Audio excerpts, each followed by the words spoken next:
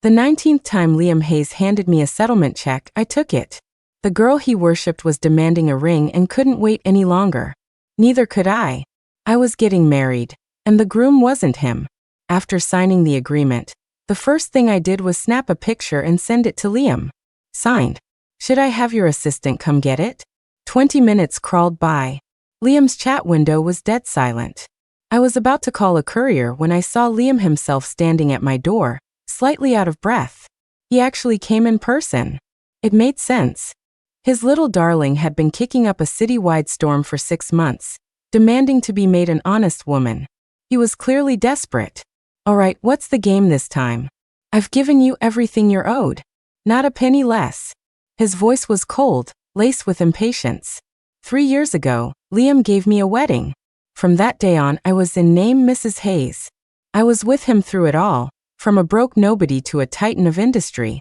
But for the last 6 months, he'd been trying to figure out how to dump me, all to make room for his precious little canary.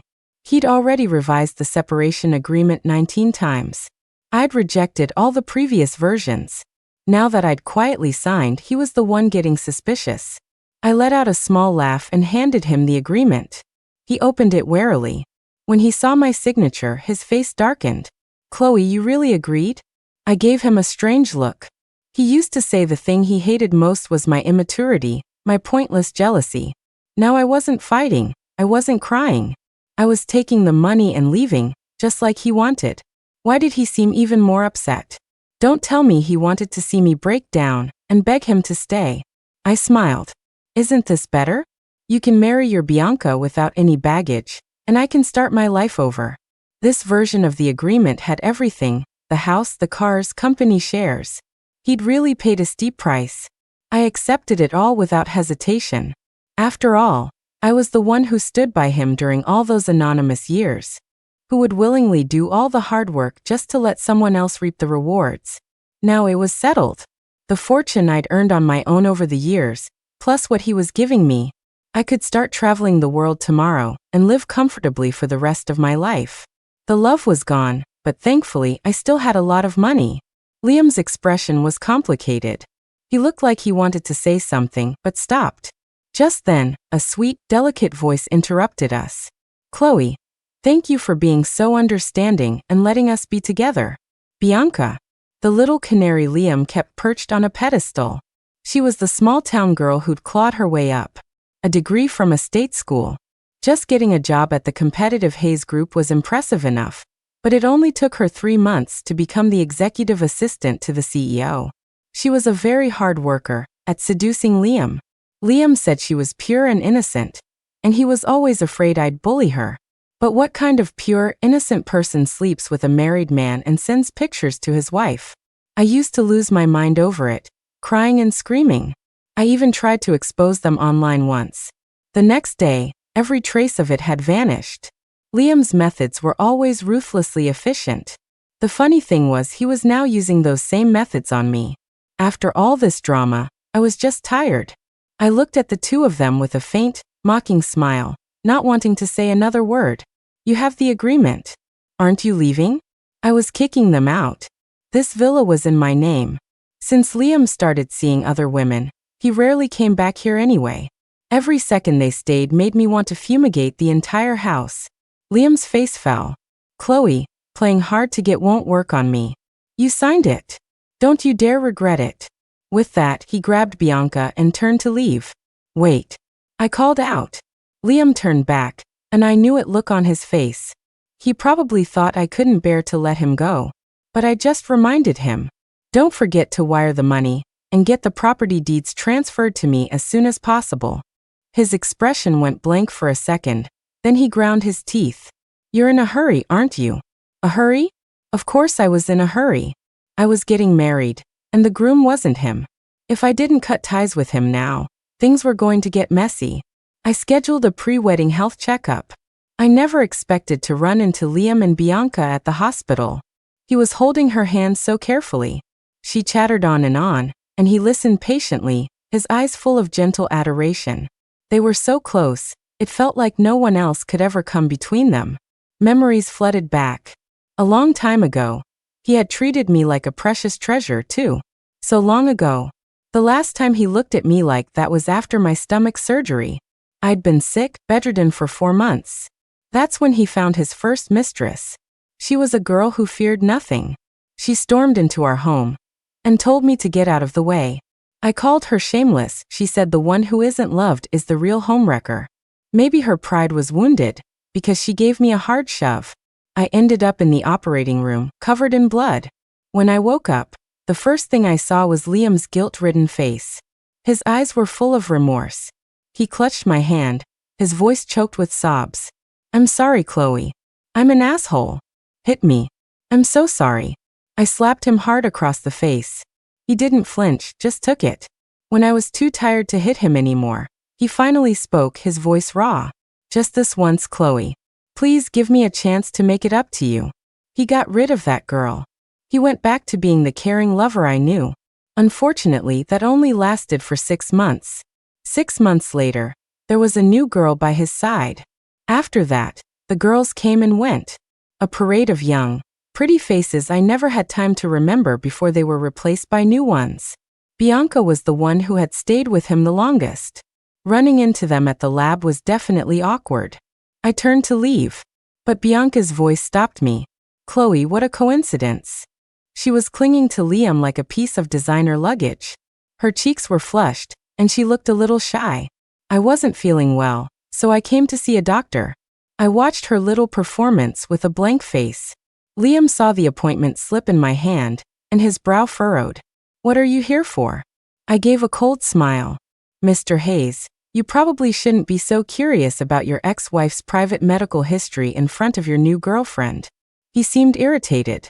He actually pushed Bianca aside and grabbed my wrist. Chloe, I'm your man. You show up at a hospital lab. I have the right to ask. I stared at him, my tone dripping with ridicule. My man? Mr. Hayes, are you sure about that? We may have had a wedding, but as far as the government is concerned, I've been single this whole time. Liam froze, as if suddenly remembering. His eyes grew darker. Yes, that wedding was so romantic, so grand. To the outside world, I was his one and only Mrs. Hayes. Especially with our finances and business shares so tangled up over the years. But who would have known? We never actually went to the courthouse. Every time I pushed Liam to make it legal, he either had a meeting or an overseas business trip. His time was always so precious. So precious that in 3 whole years, he couldn't find half an hour to go get a marriage license with me. Yet, when it came time to break up, we tore each other apart over money and assets, making a huge public scene. His grip on my wrist was starting to hurt, but he wouldn't let go. Luckily, my number was called just then. Patient Chloe, please proceed to examination room 5. Liam reluctantly released my hand. I immediately walked past him and Bianca, went into the room, and locked the door behind me. I completely ignored Liam's thunderous expression. The doctor carefully reviewed my test results and gave me some instructions. He also told me to bring my fiancé with me next time. He's dead. My words hit like a thunderclap. The doctor, who had been focused on typing up my chart, looked up quickly, his eyes flooding with sympathy. He switched to a comforting tone and told me to take care. I played along, forcing a sad expression. Maybe it was the early stages of post-op recovery, but I was sleeping a lot. I slept all day after getting back from the hospital. In my drowsy state, I had a lot of dreams. At first, I was fresh out of college, right when Liam's family went bankrupt and he was living on the streets. We were crammed into a tiny rental. He'd wrap his arms around me, pulling me inside his down jacket so my head rested against his heart. Chloe, when I make it big, I swear you'll never have to suffer again. I'll hire at least 5 people, 1 to cook for you, 1 to do your laundry, 1 to make your bed. His heart beat powerfully in my ear. His sweet talk made my face flush, and I naively believed his love could conquer anything. Later, he really did make a comeback. He was successful and famous. But the number of people around him grew too. They came and went, just like Liam's fleeting love. The dream ended with a trashed room, shattered porcelain on the floor, and me, crying hysterically with blood on the soles of my feet. He watched me lose my mind, completely unmoved, and said flatly, "Chloe, you look pathetic." In that instant, I looked at him. The person I had loved so deeply when we were young suddenly seemed rotten to the core. When I woke up, the sky was already dark. I was groggy and about to get up. Then a sudden voice made me jump. So I hear, "You're engaged to me, but you're running around telling people I'm dead." I jolted and followed the voice. There, by the floor-to-ceiling window, a man was looking at me. The moonlight cast a silver glow on his dark suit. The room was dark. He was hidden in the shadows. If he hadn't spoken, I wouldn't have even noticed him. "Ethan Ford, are you trying to give me a heart attack? You've gone too far." Ethan chuckled at my words. He walked over to the bed and pulled me into his arms. His warmth seeped through my thin pajamas, his hand gently rubbing the small of my back. When he spoke again, his tone was full of helpless resignation. "Who's the one who's really gone too far, Chloe? First you sleep with me and run. Now you're trying to run off with my kid?" Ethan was right on the money. My plan was to take our child and find a small town to settle down in, far away from Liam, and far away from Ethan. After all, our beginning wasn't exactly honorable. It was 3 months ago on my birthday. Liam had offered to celebrate with me one last time before we split up. For good luck, he said. A clean break. He booked a restaurant early, a table by the window with a sweeping view of the city lights. He picked me up from my house, acting as if nothing had ever changed between us. He presented me with a cake, personally placed the candles and lit them. "Make a wish." At his urging, I closed my eyes with a complicated mix of feelings and silently prayed. My wishes? It was probably only 10 seconds. When I opened my eyes, the seat across from me was empty. I was bewildered. Liam was gone. I waited for a while, but he never came back. Finally, a server came to inform me. "Mr. Hayes took a call and left. He said to tell you to please finish your meal and leave when you're ready. He's taking care of the bill for tonight." I watched the candles on the cake burn down, the frosting slowly collapsing. The words "Happy Birthday" melted into an ugly red smudge. Finally, I let out a bitter laugh. After leaving the restaurant, I took a cab to the waterfront. Back when we were poor and couldn't afford to travel, Liam always liked to take me for walks by the water. He'd always say that if we couldn't see new sights, at least we could feel the sea breeze. Later, the sea was still the same sea, but the person had changed long ago. I walked aimlessly for a long time, until someone beside me suddenly gasped, "Oh my God, that's so romantic." I followed their gaze up to the night sky over the water.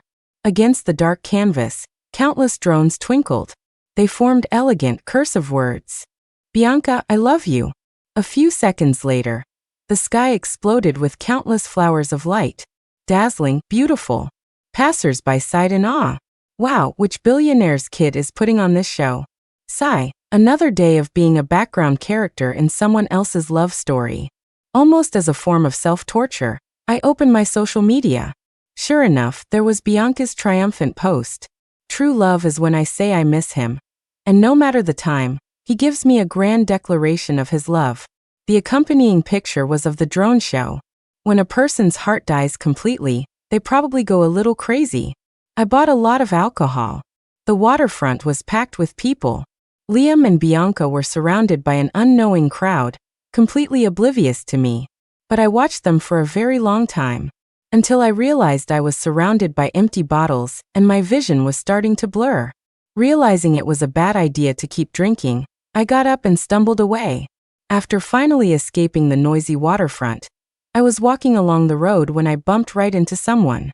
"Careful," he said, steadying me by the arm. I straightened up and saw who it was. Ethan Ford, a major player in the city's business scene, the heir to the Ford Group. We had some business dealings over the years. I could say that 2/3 of my personal fortune was earned by riding his coattails. He was the complete opposite of Liam, with almost no women around him. Everyone in our circle joked that he might be gay. He never denied it. "Chloe?" He held me steady, his brow furrowed. "Why have you been drinking so much?" He smelled nice, very clean. Not like Liam, who always reeked of Bianca's perfume. "Ethan, everyone says you like men. Is it true?" For some reason, the question just slipped out. My tongue felt a little numb. It must have been the alcohol. Ethan was stunned for a moment, then sighed helplessly and carefully helped me into his Rolls Royce. Maybe it was because I found him attractive. Maybe the alcohol had disabled my common sense. Or maybe I just wanted to get back at Liam in some twisted way. I quietly moved closer to Ethan and planted a kiss on his cheek. He turned his head, looking at me in shock. For a split second, his pupils dilated. A faint blush crept across his pale skin. The next moment, emboldened by recklessness, I climbed onto his lap. Ethan, do you want to try something with me? We were so close. My lips brushed against his earlobe. It was surprisingly soft. So I kissed it. His ear started to feel warm. His voice, a little hoarse, sounded from above my head. Chloe, sober up. I laughed. I am sober. I know you men. You all like them young and beautiful. One, I'm bored, and you can just send a woman packing. A heat was rising in me, and I instinctively leaned towards something cooler. His brow furrowed slightly, his eyes dark and unreadable. I tilted my head up for another kiss. This time he didn't pull away. His lips were cool, with the crisp scent of mint. It was nice. As the kiss deepened, I was getting dizzy, almost breathless. But he held the back of my head with one hand and my waist with the other, forcing me to continue. The partition in the car silently rose, sealing us in our own private space. He finally pulled away, his voice even hoarser than before. Chloe, I don't like men. And I don't like them young. Huh. His reaction time was so slow. We'd already kissed. Why bring that up now? The alcohol hadn't made me black out, but my mind was definitely fuzzy. Before I could figure it out, Ethan had started the car. It wasn't long before we arrived. Ethan lifted me out of the back seat in his arms. He carried me through the villa's living room, quickly up the stairs to a bedroom, and gently placed me on the bed. He stood over me looking down. My eyes were fixed on his lips. The lips I had just kissed were moist and glistening. A little swollen, very red. My gaze drifted down. He had unbuttoned the top 2 buttons of his shirt. His collarbones were exposed. He looked like a tempting demon. He curved his lips into a slight smile, then took my hand and guided it under his shirt. Chloe, do you want this? Yes. Satisfied with my answer, Ethan leaned down and kissed me. Unlike the first 2 times, this kiss was deep, heavy, as if he was unleashing some intense, possessive urge. His fiery kisses traveled downwards. Chloe, do you like it? My face felt like it was on fire. I could only cling to him tightly. At first, I bit my lip, refusing to answer. But in the end, I surrendered to his assault. I buried my face in the crook of his neck, whimpering. I like it, He kissed me satisfied. Finally, I fell into a deep sleep in his arms. When I woke up the next day, he was gone. I understood what that meant. He was probably someone who didn't like complications. Perfect. I didn't like complications either.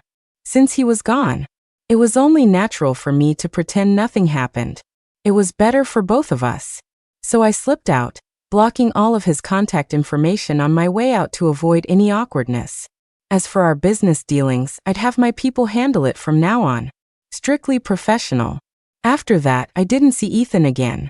Until a few days ago, when Ethan found me. Chloe, why did you block me? His lips were at my ear, his voice cool, but his warm breath escaped with each word. Don't tell me you regretted it after sleeping with me? If so, where is our child supposed to find a mother?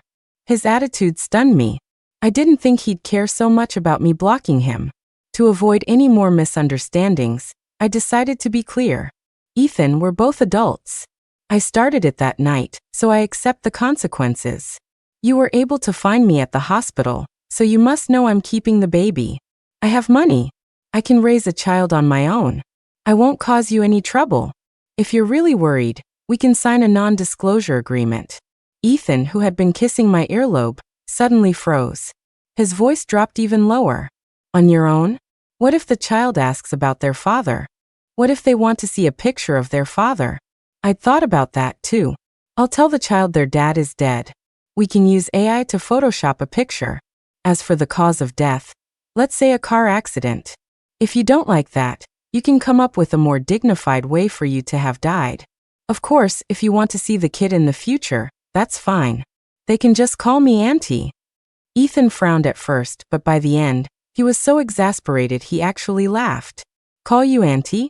Chloe, what exactly do you take me for? I faltered, unsure of what he meant. I'd even thought of a way out for him. How could he still be unsatisfied? Ethan, I just don't want to be too much of a bother. After all, you left pretty decisively that morning. As I spoke, I watched his face, trying to consider other possibilities. Could he have changed his mind after finding out I was pregnant? Did he want to fight me for custody? No way. I saw Ethan take several deep breaths before speaking again, his voice full of resignation. I don't think you're a bother. I was slightly stunned. A different, absurd theory began to form in my mind. Ethan looked at me with incredibly deep eyes and began to explain earnestly. That day, there was a problem with a project at my Paris branch. I had to fly there myself to handle it. I left you a note. I told you to wait for me to come back. So you didn't see anything at all. A note? I definitely didn't see one. In this day and age, who still writes notes? Besides, I was so embarrassed I just wanted to escape. I was in no state of mind to check the nightstand for a piece of paper. Ethan continued his complaint. When I tried to contact you again, I found you had blocked me on everything. Chloe, in your eyes, am I someone you have to hide? I gave an awkward laugh. That's a bit of an exaggeration. But we can't just get married because we slept together once. He lowered his gaze and asked in return, why not? My eyes widened in disbelief. Are you serious? Ethan, do you like kids that much? Ethan's gaze was incredibly deep. He stared at me for a long time, a hint of weariness in his eyes, before his deep voice sounded. Just assume it's because I like kids. Of course, I didn't say yes to Ethan. It was too absurd. My relationship with Liam, from partners in struggle to mutual disgust, had dragged on for so many years and still didn't have a happy ending. I wasn't about to jump carelessly into another cage. Ethan didn't push me. He just watched me add all his contact information back. He also said to call him for the next prenatal checkup. I frowned. Is that really necessary? I don't know if it was my imagination, but his smile seemed to have a touch of gritted teeth behind it. Didn't you say I like kids? If a person likes kids, how could I go to a prenatal checkup alone? Fine. I respected his rights as the biological father.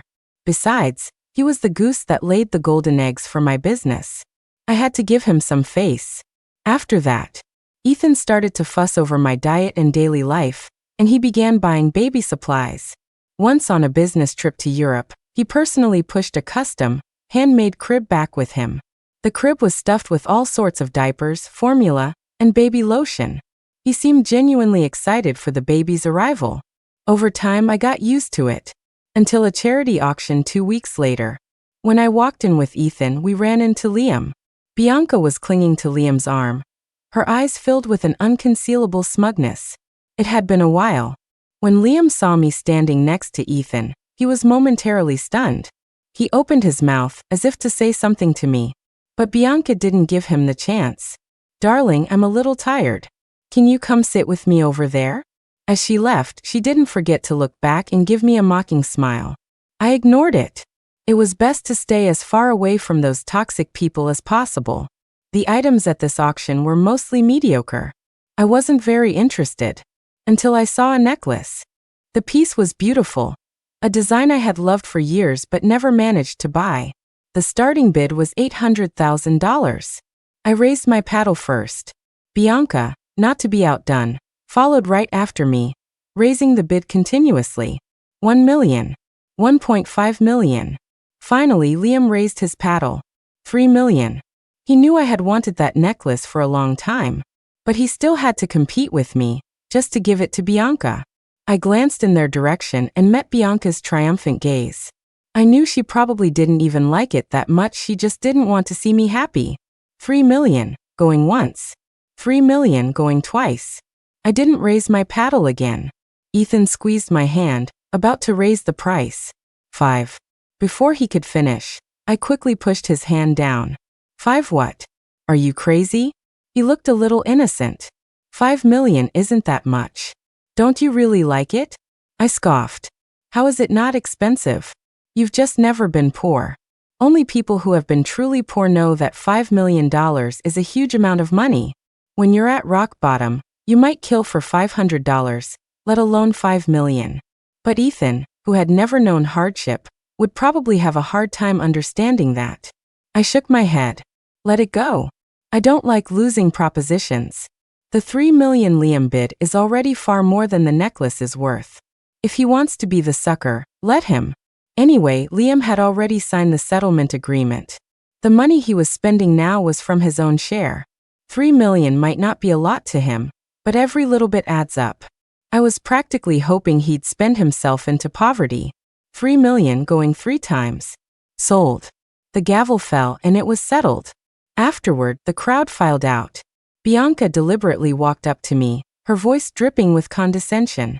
Chloe, are you mad? It's all Liam's fault. He just saw that I liked it and went for it. I can let you borrow it for a look.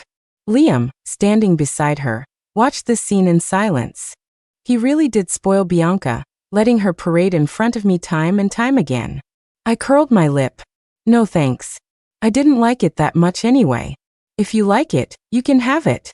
After all, how good can anything you set your sights on be? My gaze pointedly flickered to Liam beside her. Liam's face visibly darkened by several shades. He said, annoyed. Chloe, how did you become like this? It's just a necklace. Do you have to be so bitter and sarcastic? I'll buy you another one later if it's that big of a deal. I looked up, startled, then stared straight at him. No need. Like you said, it's just a necklace. I'm not short on them. Liam choked, as if he finally remembered something. I was a jewelry designer.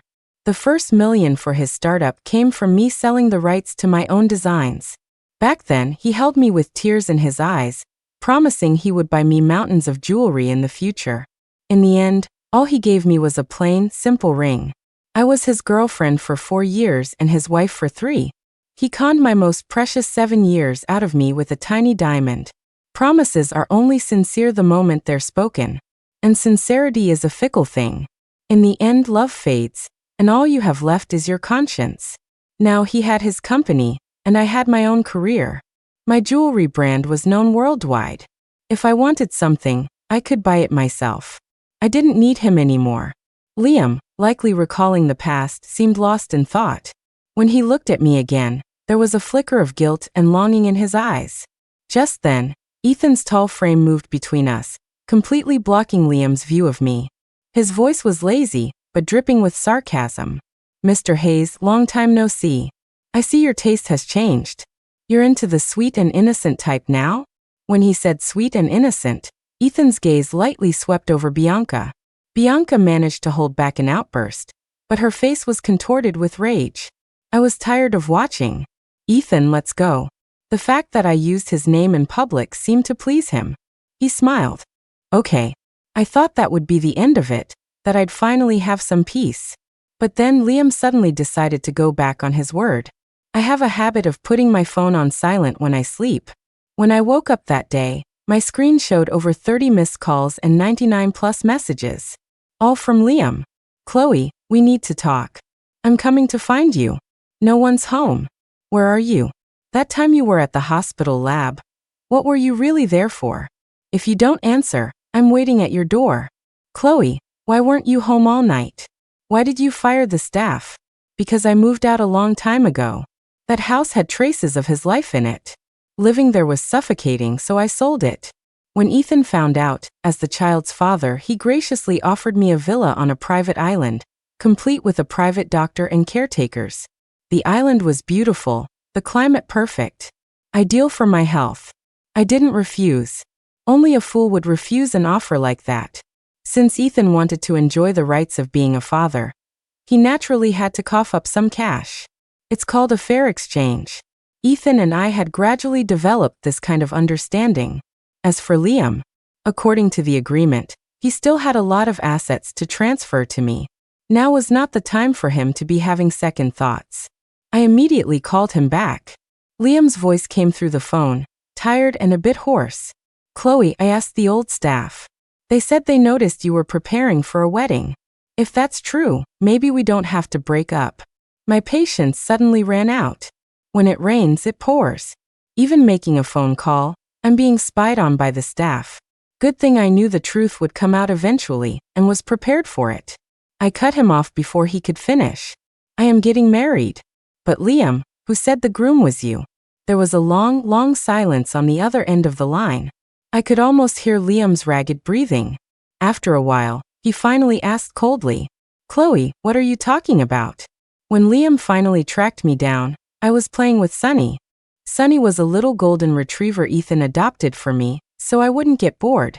He was gentle and friendly. He loved to lie at my feet and bask in the sun. Liam froze when he saw me. You're really here? If I remember correctly, all the property here is under the Ford family name. He stared at me, his gaze so intense it felt like he was trying to burn a hole through me. When did you and him? I tilted my head and smiled. Remember my birthday?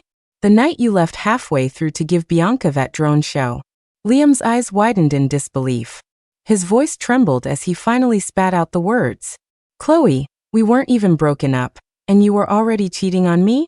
In his eyes, I was the one who had done something wrong, the betrayer who deserved to be condemned. I couldn't help but laugh mockingly. I shot back. And what about all those years when your mistresses changed one after another? When you were sleeping with Bianca, did you ever think about me? He knew he was in the wrong and was speechless. He stood there for a long time before finally mumbling reluctantly, Chloe, cancel the wedding. Let's stop fighting. I'll go to the courthouse with you, we'll get married, and we can have a good life together, okay? I was so angry I laughed, staring straight into his eyes. Cancel? You think that's possible? What right do you have to decide my future? His body swayed, a flash of pain in his eyes. I felt like I was hearing the world's biggest joke. I couldn't help but look at him like he was insane. Do you hear yourself right now? His eyes were red as he made his final concession. Chloe, for you, I can accept this child as my own. Just then, a low chuckle came from nearby. It was Ethan. He loosened the top button of his shirt, and when he spoke, his voice was a lazy drawl of contempt. You want my kid to call you dad? Hayes, are you even worthy? The atmosphere was instantly charged. The moment Liam saw Ethan, it was like a nerve had been struck. He lunged forward like a madman. Ethan Ford. It was you. Unfortunately, he never made it to Ethan. The villa's security guards intercepted him. He seemed to have forgotten whose house this was. Liam's eyes were bloodshot. He tried to break free from the guards to fight Ethan. But reality is harsh. A guard casually pushed him, and he stumbled and fell pathetically to the floor. Ethan just sat on the sofa, legs crossed, watching him with a frosty expression. Are you going to get out on your own, or do I have my people throw you out? I was a little surprised. Ethan was known for his refined upbringing, even with his high status. He never lost his composure or humiliated his business rivals. This was the first time I had ever seen him so angry. Liam had come alone. Despite his unwillingness, he was helpless. His face was pale and defeated. He staggered to his feet and handed me a box. I didn't open it. A blue velvet box. I had a good idea what it was. It was the necklace Bianca had snatched, the one I had longed for. He lowered his head and told me, Chloe, at the auction, I didn't really mean to take what you wanted. I just wanted to make you jealous, to get you to come to me and make up. I got the necklace back. I'll make Bianca get an abortion. You really like this necklace, don't you? Let's get back together, okay? Yes. I used to love it so much. He knew that, yet he still helped Bianca use it to slap me in the face. He also knew that every time I cried and fought with him, I was dying inside. Yet he hurt me again and again. I spoke softly. I don't like it anymore. Not the necklace, and not you. I don't like either of you anymore. Liam's face went white. Chloe, can you please stop being so stubborn? Can you really bear to leave me? I found it laughable. He was the one who hurt me the most. Why was he now acting like he was the victim? I looked at his reddened eyes, pulled the corner of my shirt from his grasp, and said seriously, Liam, you destroyed this with your own hands. If we're breaking up, let's make it a clean break. Don't make me lose the last bit of respect I have for you. 3 days later, Liam and I were at the notary's office, completing the final asset transfer. Liam looked exceptionally haggard, with dark circles under his eyes. He clearly hadn't been sleeping well. But whether he was doing well or not had nothing to do with me anymore. The moment we went our separate ways, Liam seemed to have something else he wanted to say. But before he could, Bianca suddenly appeared. The usual gentle mask was gone from her face, replaced by fury and resentment. Liam, she's having someone else's baby. Why are you still giving her so much? I thought you were just giving her a settlement. But you even transferred the $80 million villa to her. Have you even thought about me? I frowned slightly. Bianca probably didn't know that what Liam was giving me wasn't just a simple settlement. Every business deal he made, every dollar he earned, had my shares in it. Without me, there would be no him today. I was just getting what I was rightfully owed. And besides, Bianca was being a little too hasty. Liam's love came on strong, but it was always brief.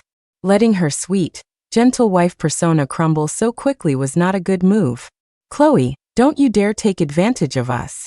Bianca screamed at me, rushing forward recklessly. That's enough. Liam roared, stopping her. Will you ever stop? Don't embarrass yourself here. Bianca froze at his shout, her eyes instantly welling up with tears. She threw her Louis Vuitton bag at him. Embarrass myself? How could you yell at me? You've already broken up with her. Are you still trying to protect her? A crowd of onlookers was growing. Liam's expression grew more and more annoyed, until he finally exploded. Even if I don't get back with Chloe, I would never marry you. Bianca was completely stunned. A second later, realization dawned, and she chased after him in a panic, trying to grab his hand. But Liam's face was cold and indifferent. He forcefully shoved her away. Get away from me. The accident happened in that instant. She fell to the ground, her face pale, crying out for help in agony. Liam, it hurt so much. Liam panicked at the sight, his face a grim mask. A chill went down my spine. This was how Liam and I used to be, constantly wearing each other down. Was it fate? A faithless man with a wandering heart was destined to have a shallow connection to his own family. After Bianca's scene, the news about me and Ethan eventually reached his family. The next day, Ethan's grandfather ordered him back to the family estate. He specifically requested to meet me. I was nervous in the car on the way there. Ethan reassured me, saying his grandfather was very easy to talk to. I believed him. But from the moment we walked in, the old man's brow was furrowed. Even though he was 80 and needed a cane, his face was stern, carrying the natural authority of a leader. He squinted his eyes and said in a tone that allowed no refusal, "Kneel." The commanding voice echoed through the hall. Without a word, Ethan took off his suit jacket and knelt down, straight as a board. I was so startled I almost flinched. Wait, was I supposed to kneel too? I was completely confused. But when Ethan's grandfather saw me, his attitude did a complete 180. He walked towards me with a kind, benevolent smile. My dear, don't be nervous. Come sit down. Grandpa isn't a bad person. Grandpa just wants to teach this brat who bullied you a lesson. You just sit on the sofa and watch. I was completely bewildered as the family's housekeeper helped me to the sofa. When Ethan's eyes met mine, he gave a slight smile, as if to tell me not to worry. Looks like he was used to kneeling. He could probably handle it. But I had overestimated him. Because the next second he said, "Grandpa, Chloe's sitting. Can I get up now?" He shouldn't have said anything. The moment he spoke, his grandfather exploded. You little brat. You have the nerve to talk back. Have you forgotten the family rules? I introduced you to so many girls, and you wouldn't even meet them. And what happens? You turn around and sleep with a perfectly nice young lady. What a disgrace to the family. As he yelled, the old man hit him even harder. I was shocked by the scene. What century was this? They still used corporal punishment? Ethan was a powerful figure in the outside world, but at home, he had to kneel obediently and take a beating. I tried to intervene. Grandpa Ford, actually this isn't Ethan's fault. That night, I was drunk, and I was the one who... But before I could finish, his grandfather cut me off. Don't you dare make excuses for him. You were drunk, but what about him? If he didn't have wicked thoughts, would this have even happened? It's clear this little brat took advantage of you. I'll teach him a lesson. Grandpa Ford wasn't holding back. After about 10 strikes, I could see blood seeping through Ethan's white shirt. I quickly grabbed the old man's cane. You can't hit him anymore. Grandpa Ford wouldn't stop, trying to wrestle the cane back. In the scuffle, I stood up and shielded him. Grandpa, you can hit me but don't hit Ethan. We're having a baby. At my words, Grandpa Ford's hand froze in midair. After a few seconds of confusion, a light sparked in his eyes. A baby? You mean, I'm going to have a great-grandchild? Ethan was stunned. You called me all the way back here, and you didn't know? Grandpa Ford shook his head, puzzled. It turned out he had only heard a vague version of the story and didn't know about the baby. I had come to the Ford estate fully prepared to discuss custody of the child. But after hearing the whole story, the old man just asked me when Ethan and I were getting married. Me. Sir, aren't you changing your tune a little too quickly? I had to explain. I'm sorry, Grandpa Ford. I don't have any plans to get married right now. Grandpa Ford was silent for a moment, then glared at Ethan with a look of disappointment. You brat, what are you good for? You haven't even won the girl over yet? He said this without even trying to hide it from me. I awkwardly looked away. Then I heard Ethan's voice, tinged with a smile. Yes, I've been too slow. I'm working on it. I'll try harder. That night, Grandpa Ford had us stay at the estate. He deliberately said there weren't enough rooms and put Ethan and me in the same bedroom. The old man's intentions were written all over his face. The bedroom was decorated in a simple, black and white style. It was clearly Ethan's room. Ethan suddenly spoke, his voice a little hoarse. My grandpa is always hoping I'll get married. He can be a bit overeager.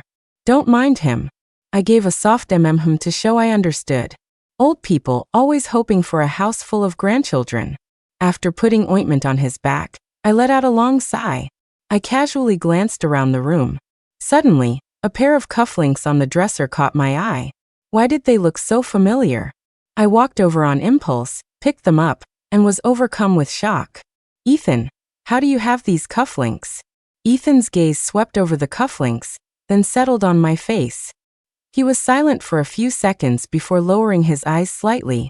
You gave them to me. I looked at him in disbelief. How is that possible? I sold these 8 years ago. Ethan took the cufflinks from me, took a deep breath as if steeling himself, and then explained. 8 years ago, a girl selling things from a stall near the university sold me these cufflinks. They had 6 blue and white diamonds, exquisitely detailed, as good as any luxury brand, but she only sold them to me for $800. She said she designed them herself, that they weren't a big brand, so they weren't worth much. She was selling them to save up money to buy her boyfriend a new phone. Halfway through, Ethan looked up and gave a self-deprecating smile.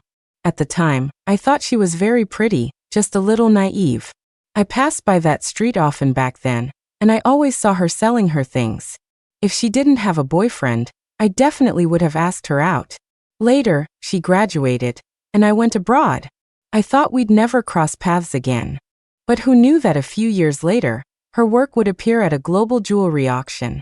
And then, she came to me with her own jewelry brand. I watched her walk towards me, step by step, and that old feeling in my heart was rekindled. For years, my self-control kept reminding me that she was taken, that I absolutely could not interfere. Until that night, when she stumbled and fell right into my arms. The night closed in. The room was bathed in a soft, yellow light. A night breeze slipped through the old mansion's window screens, bringing a gentle coolness. Ethan's voice grew softer. That night you kissed me. Chloe, how could I ever let you go after that? I listened stunned. Ethan was already cupping my face, kissing me deeply.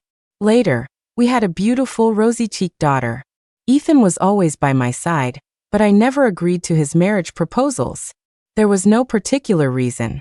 It was just that I didn't want to be trapped in a relationship again. Only those who have been in a cage truly understand the value of freedom. Besides, love and marriage have never been the same thing. I didn't dare to casually jump into that game again. My daughter took my last name. We named her Zoe. I was with Zoe from her first words to her first day of school. Before I knew it, another 7 years had passed.